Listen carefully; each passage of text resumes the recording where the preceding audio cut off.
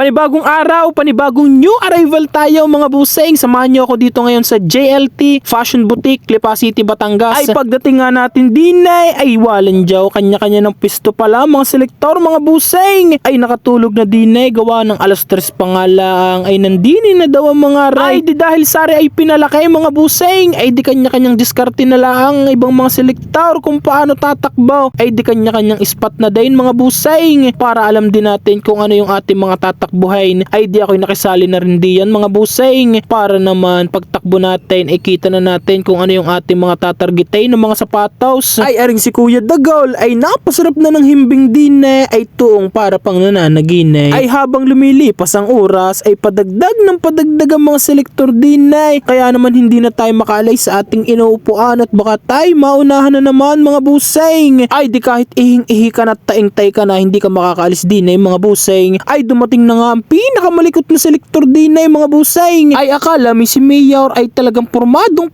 at nakapulo pa mga buseng. Ay lahat ay kinakamayan at parang lahat ay kilala. Tapaw sabay tulak down sa mga nasa likod kaya yung mga nasa unahan ay tama ng pagmumukha doon sa roll up. Ay di dahil sa ilang minuto na lang mga buseng ay bubuksan na aray kaya naman garni nakadami mga selektor. Iba't ibang lugar ang pinagmulan pero isang layunin mga buseng. Ang telegawing pera at ang pera ay iuwi sa pamilya. Patas na lumaban mga buseng para naman tayo laging maging masaya. Kung minsan man ay hindi nagkakaunawaan, ang mahalaga hindi nagkakasamaan. Ay hindi naman lugay ang ating arrival mga buseng at nakakuha tayo ng Adi Zero Boston 12 na tatlo mga buseng. Napakagaganda mga buseng ay minakuha din tayo diyang On Cloud. Kita mo naman ang colorway mga buseng, napakaganda. Ay isama mo paring neon colorway ng 361 Flame mga buseng na carbon plated. Ay minakuha din tayo diyan mga buseng na On Cloud Monster Tech. Walang joy talaga namang napakasolid ng ating arrival na ay di after checking mga buseng ay tayo nag-withdraw lang ng tayo may pambayad naman din